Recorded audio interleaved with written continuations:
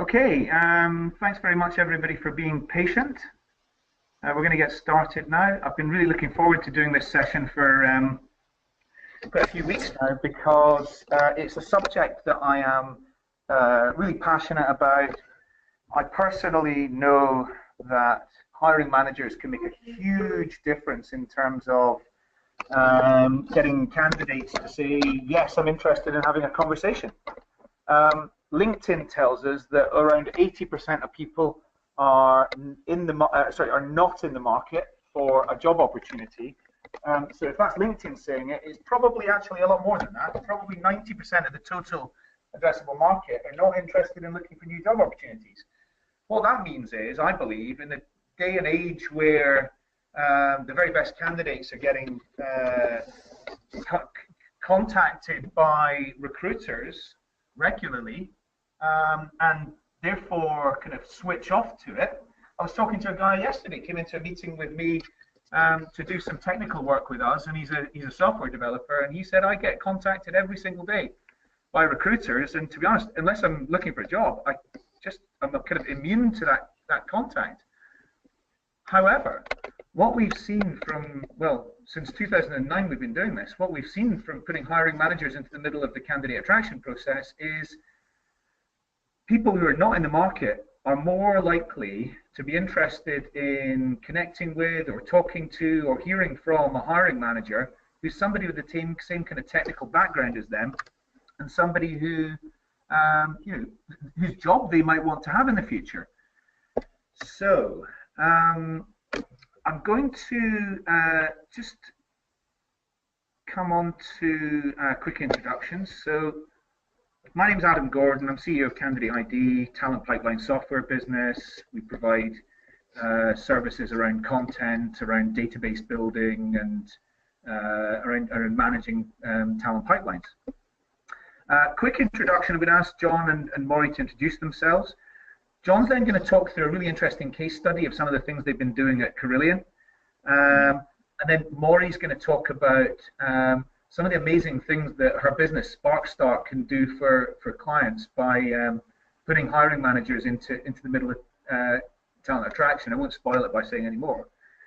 So, John, just a quick introduction from you. Yeah, thanks, Adam. Good afternoon, everybody.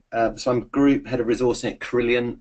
We've been in the news this week, so we've got an interesting week, and our share price has crashed. But recruitment is normal, and we recruit in the UK about 3,500 hires a year, and then globally probably about 5,000 in total. So big business, but actually we don't recruit that many different roles. So we're primarily a construction and a facilities management provider. So while we recruit lots of people, it's probably across 12 or 15 different job types, which is easier or more difficult depending on the geography or market you're in. But often they are very, not generic roles, but similar roles. Adam, do you want me to talk about the scenario we had or having? No, let's come on to it in a minute. I just got two quick questions. The first is that because you've got a finite number of regular hire positions, that presumably pipelining is one of your kind of hot priorities.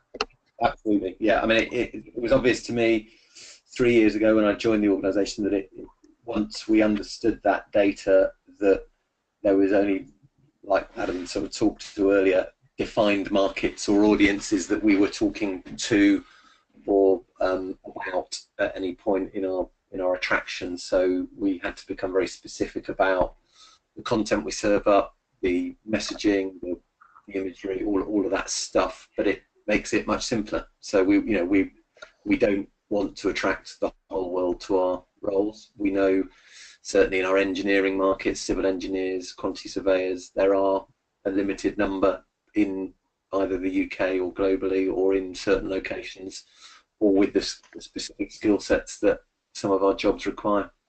Yeah, okay. One other quick question. How much impact did you personally have on the share price crashing and the CEO getting departing earlier? Absolutely. It is tied. It is correlated. I joined, say, 2.5, 3 years ago when the share price was £3. It is now 50p. So it's absolutely to do with me. Great. Okay. Fine. Maury, quick introduction from you.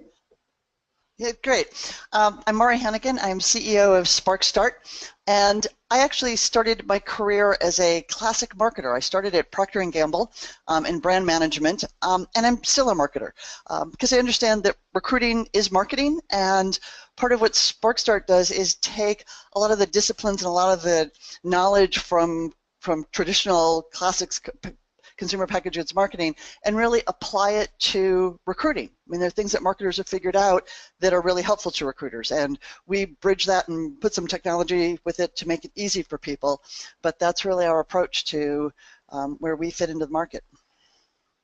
Brilliant. And you know, this theme is not a coincidence. My Candidate ID co-founder started as a brand marketer at Procter & Gamble.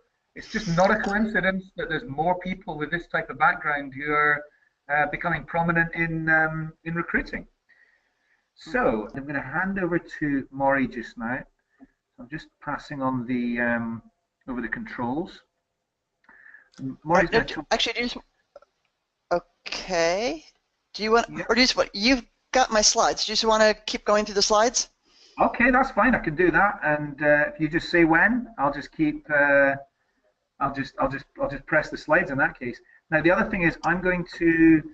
We've got a bit of it for those people listening. We've got a slight technical challenge on GoToWebinar, unfortunately, which is that we were going to put on a couple of examples of Sparks, and you'll see what a Spark is in a minute. And but unfortunately, we weren't able to play the sound on here, so we're going to share the links in the chat on the right-hand side. So at each point when Maury gets to a new Spark, you're just going to pause for 30-40 seconds so that you can just click on the link independently in the background and just take a look at the Spark yourself. Right, we'll get to that. All right, if you just go to the first slide, and we'll back up a little bit to this whole piece of how do you leverage your hiring managers. And I love John's example, particularly of the LinkedIn group. I see so many people who think that building a talent community means putting, names and email addresses in a CRM and just leaving them there, and thinking they have a talent community because they've got contact info. Very, very different than what you guys are doing, having a real conversation among professionals who truly feel like part of a community. That's hard to do at scale, but not necessarily. And that gets us to the idea of doing it at scale of how do you allocate the responsibility between hiring managers and recruiting. I was at the Talent 42 conference in Seattle 2 weeks ago, and there was a lot of conversation around this. And one of the really interesting things that came out of that were the organizations that had very explicit agreements with their hiring managers, whether it was recruiters who sat down one-on-one and said, look, we need to bring you highly qualified candidates. They are people that you go to conferences with, people that you've worked with in previous jobs, friends of friends, people you went to school with. The highly qualified people you want are part of your world, not necessarily part of the recruiter's world. So some really interesting conversations about everything from just building pipeline, kind of the very example that John just gave of having true talent communities out there and having people who are at least know the name of your company, know the kind of work you're doing, and have some kind of connection to people with your organization, which is different that we call sourcing, which is really identifying who are potential candidates for this job and really building a roster of folks that you want to reach out to and talk to, and then obviously the engaging piece. Actually having those conversations. This is all pre-application. They map roughly to the candidate ID, awareness, education, consideration. It's really all the kind of pre-application piece. And I threw some slider bars in here. I don't think there's a perfect percentage here. It really does vary from organization to organization. But there's probably a role, or there should be a role, that hiring managers have in all of this. you know, and we hear from hiring managers going, you know, this is recruiting's job. You know, this is why we have people in HR that do this. They're just supposed to bring us the qualified candidates. Why are you asking me to do, you know, your job? And if you've got that attitude, I'd encourage you to go find a new job because there's got to be some kind of partnership here. And yes, there is an absolute role for recruiting to keep this process moving well, and there's a lot of value added for recruiting, but it doesn't completely take the responsibility off the hiring managers to have a role in this. So the very first thing is we talk about this whole issue of how do you leverage your hiring manager is either having, you know, sort of company culture or one-on-one relationships with hiring managers where you sit down and you say, let's talk about who's going to do what. Hiring manager, what can you handle? I think at the Talent 42 conference we were all stunned and a little bit in disbelief when a recruiter and hiring manager from Netflix took the stage, and the hiring manager claimed that she spent 50% of her time involved in recruiting. And everybody's necks snapped back and said, really? As a hiring manager, you're spending 50% of your time?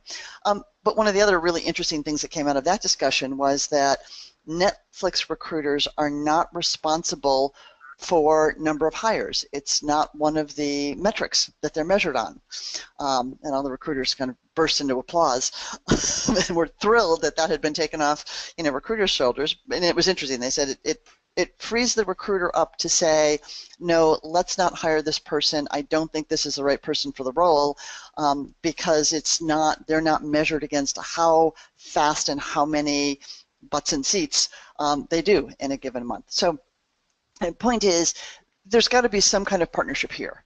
But we're all going to get real and understand that hiring managers, you know, hiring is only a small piece of their responsibilities. They're running their businesses and managing their teams and all of that. So the question is, how do you really leverage their time and get the most out of the amount of time that you can and do get from them? So Adam, if you go to the next slide, we'll talk about the things that we try to help organizations do from their managers. We want to get the maximum impact for the minimum amount of time, right? If you can only get literally a minute of their time, what can you do with that? How can you amplify that? How do you really leverage that? And the two things that we ask hiring managers to do are to create a 20-second video about the job, and they can film it on their phone, their tablet, their webcam, whatever they've got. It's truly 20 seconds. It's not done in the studio. You don't have to schedule time for it. They can do it anytime they want on any device they want. But what they're asked to do is put a human face on the job and make it personal and make it authentic. And I love, you know, John's comment about real people talking authentically. When we ask hiring managers, or our clients ask their hiring managers to make a 20-second video, it's not scripted. There's some loose guidelines around the kinds of things to talk about the job's appeal. You know, why would somebody want this job? What is it about it? And all it's meant to do is spark interest in a job.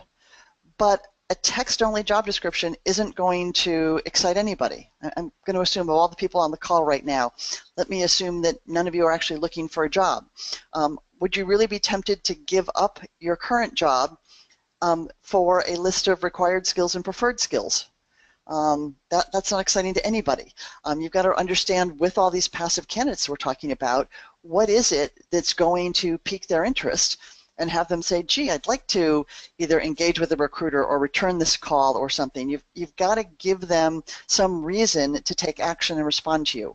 And realistically, your hiring managers are the ones who know that information best. They know where the excitement for the job, they know where the satisfaction is, they know where the challenge is, they know what's cool about this job, right? They're working in the company, clearly there's some work that they're getting satisfaction out of. They're the ones that are best apt to communicate that. And then the second thing we ask them to do is just take and share the information with their network, whether they post it on LinkedIn, whether they tweet it out of their personal Twitter account, whether they post it on Facebook, however, you know, and in Spark, we build this all in so it's a single click to go and share it on a network. But that's something that can happen quite literally in a matter of seconds. And that gets the information in front of the people that are most likely to be qualified. And if you can do that in under a minute of hiring manager time, you've just gotten a whole lot of bang for your buck, quite honestly. Let's look at what some of these 20-second videos look like. Adam, can you add to the chat? Let's see if we can send a link. There's one already. I'm just going to ask. Whoop, okay. I'm just going to take, I believe, the first one is an 11-second long video from a hiring manager. I'll let you all just click on that link, assuming that works, and just listen to the hiring manager video for 11 seconds.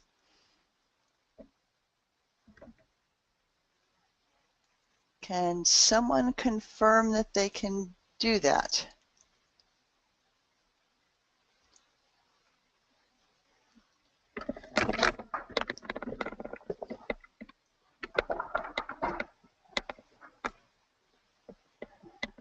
I've had thumbs up confirmation. Excellent.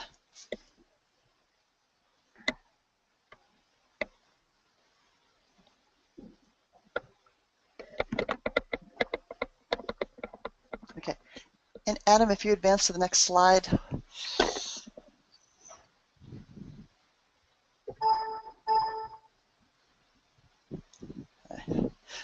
I can also see the audience view has gone right down because everybody's taking a look at it. So everybody's coming back now. So okay. And if you get this, you got both links. Got it.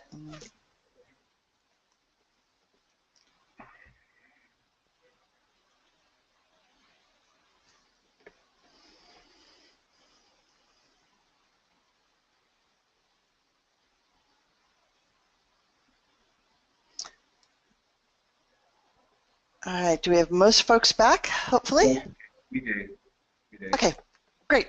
So these are obviously just two examples. The first one, the woman who's the hiring manager for Smidgen, that's 11 seconds long. And it's not an entire job description.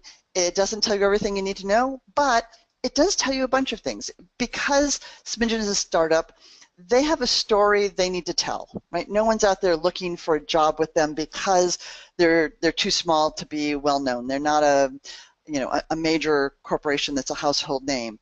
So there's just enough information about what the company is. Just looking at the background, you get a sense. You've got an open work environment here. You get a little sense for the energy that's going on there. You get a little sense of the personality of the individual you'll be working for. It conveys a lot, and it took quite literally 11 seconds of her time, which was really powerful. The second video was one from Fidelity, and that was longer, much longer than we recommend, quite honestly. We recommend that you keep the videos under 30 seconds, but still thought a great example because this is a real person. This is the guy who'd be your boss. He clearly is energized and excited about the job. He provides enough information that if you are really interested in the kinds of things that they're doing on that team, you'd know it.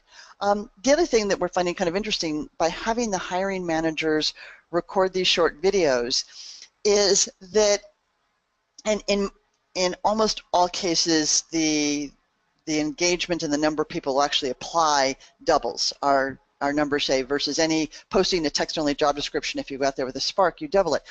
But by having the hiring manager talk about the job, we've had some positions, particularly tech roles, where the client's actually seen fewer applications, but more qualified applications, so more people are making it through the phone screen.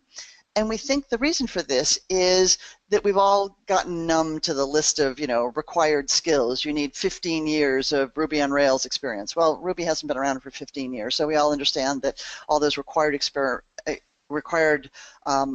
skills and experience aren't real.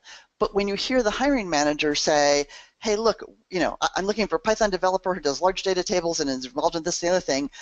If you don't have that and you've heard the hiring manager talk about it, you can pretty much figure out you're not going to get through that interview and get hired. So people are making smarter decisions about opting in or opting out. It's a great way to have your hiring manager help the efficiency of your entire process.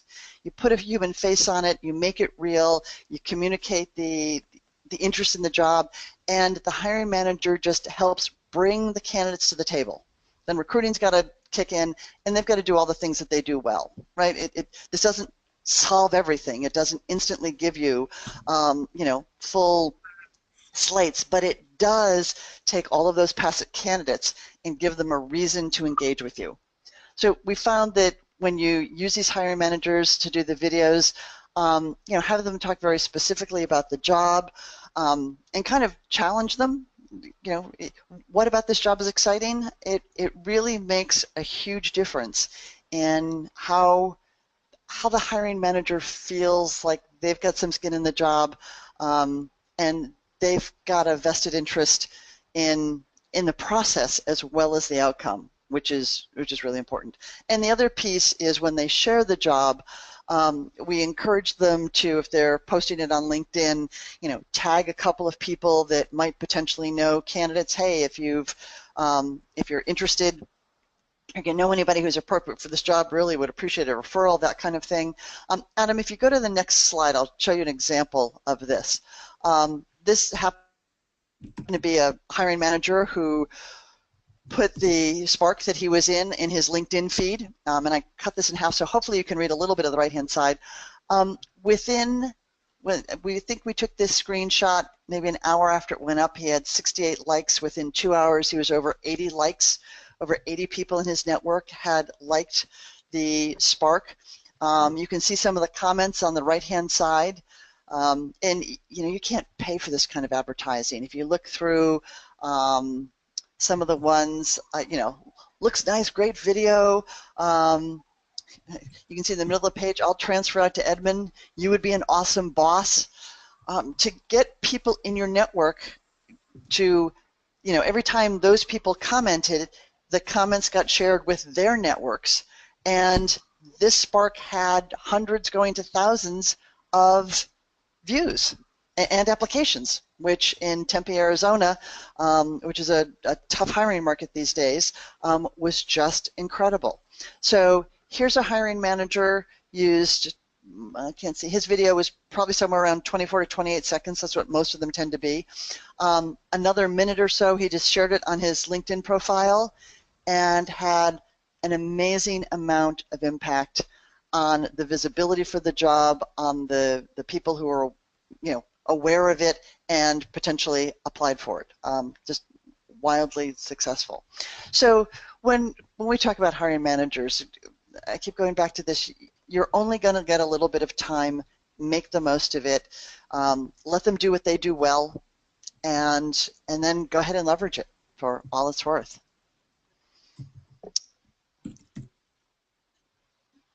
Adam, questions?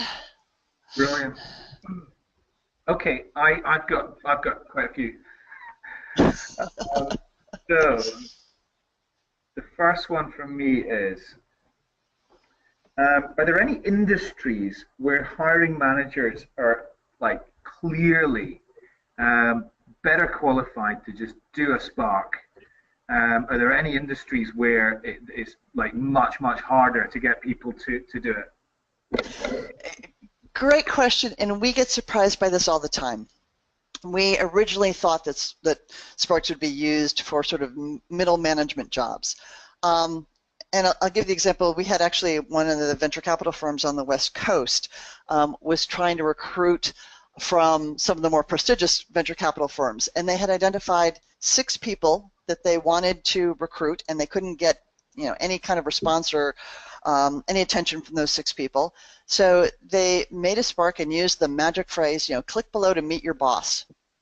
Let's tell you that's clickbait. People see that, and even if they're not looking for a job, they just click on it because they're curious about who this joker is who thinks they're going to be, my new boss. and they got 4 of the 6 people to respond. And these are, very high level, very highly compensated people.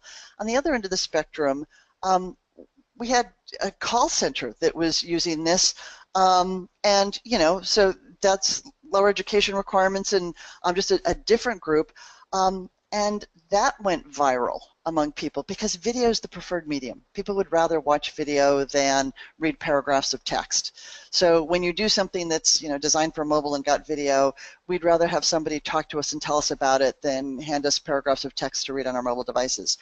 So it really does run the gamut, and the kinds of videos that people make are absolutely different. We've got tech people who I've listened to some of the videos and I don't understand a word of it. But that's great. For the people who understand it and want it, it's terrific. For others, we've had people talk about, we've got a hospital chain that's right now using it, and we've got some nurses just talking about the satisfaction of the job and being in an environment where they get to do work that is fulfilling to them. Very different kind of message than a very tech one. But the cool thing is people gravitate to what's important to them and tends to be important to other people doing the job. We talk all the time about, people recognize their tribe. I laugh all the time. Some of the developers that are on, we've got clients that say, "Oh, we could never put our hiring managers on. They haven't combed their hair in 6 years down in our IT department." It's like, that's okay. The folks you're hiring look just like them. They've got the same fashion sense, and there's something really compelling about seeing folks that look like the kind of folks you went to school with, the kind of folks that you go out for beers with, the kind of folks that you're comfortable working with. They don't have to be movie stars, and quite frankly, movie stars get to be a little intimidating if you thought you were going to work with them every day. What you want are people you can relate to. Kind of a job where it kind of feels like home, and so putting real people in there makes a huge difference. So it varies. The kinds of videos they make are different, but it really goes from very high tech to very low tech and so forth, and it works. So I'm going to make an assumption here, and I'm sure it's wrong, but it might well be correct. I'm assuming that a hiring manager who's 28 years old is going to be more comfortable with doing this than one who's 38, than one who's 48, than one who's 58. Have you noticed that, or not really? We started out with that same assumption. Like, let's go to the younger folks. They'll be more comfortable making video. And then we got a gentleman who was easily in his 60s, and I think I'm being conservative there, white-haired, was a quantitative analyst, which we thought, oh my God, this is the driest job in the world, with an elderly man. Oh, this can't possibly turn out well. And he's in a cubicle that's completely stark. Thinking, so we started to watch the video, and he knocked it out of the park. It was clearly a job that he loved, and it didn't have the kind of bubbly enthusiasm that you expect from someone else, but again, for the kinds of people who wanted to do the kind of work he did, that worked. We find video phobia runs across the age groups because nobody wants to look foolish. And there's no doubt that when you start using Sparks, getting the initial videos are hard. People don't know what's expected of them. They don't want to look silly. But what happens is, as soon as they see their colleagues doing it, and as soon as you communicate to them that it doesn't have to be perfect, they're so used to seeing corporate videos that are lit and scripted and are so highly produced that they think they have to mimic that. But when they understand, no, you can just talk to people. Just pick up your phone and talk to people. It makes it very different. Some of the very best videos are ones where people stumble over a word or lose their train of thought or look up because they're trying to think of something. The credibility is just amazing. You believe these guys because they are real people and they're just talking to you about a job that they really like, or they've got a job to offer that they genuinely believe is a good job. Yeah, absolutely. I think that when you create something that's highly finessed, it can be off-putting to some of the best candidates might feel, well, that looks too polished and I'm not really polished, even though they might be the best people for the job. So they might rule themselves out when in actual fact, if it had been authentic, done on an iPhone or whatever, and done with, yeah, as you just said, the person stumbling over a word here and there, and it might have got them to apply. So I think that's great. Question about the thing about the Netflix recruiter and hiring manager at your conference last week. That's amazing. 50% of your time on recruiting. I've heard of there's one company we work with, a spirits company, where the hiring managers spend about 40% of their time on recruiting, but there is no talent acquisition team. So that's really why. But I absolutely love the fact that Netflix are making hiring managers totally accountable for their team and the perform. I mean, that's making them really accountable for performance.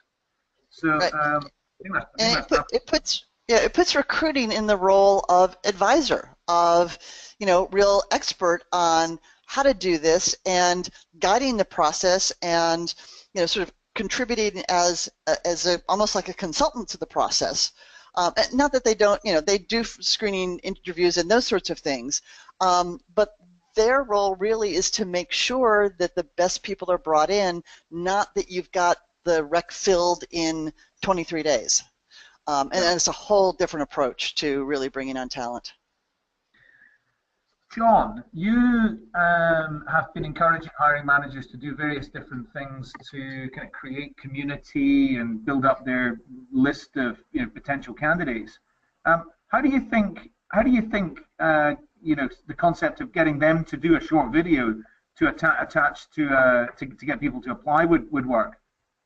I think it depends. I think many of them would be up for it. We've done our own in-house video team, and we've profiled some managers. But Mari's kind of product sounds easy because we have to get people with a small camera or whatever to go out and shoot it and then edit it. But absolutely, so, I think some. I guess it depends. Some would be more comfortable than others, but pretty much everyone we speak to probably would. Recruiting is a pain for them. Think of it that way, and if you can find some way of saying, look, this is going to make it easier, they will be on board, because for them it is just a pain in the arse. And John, let me they want to get rid of that pain as quickly and as painlessly as they can.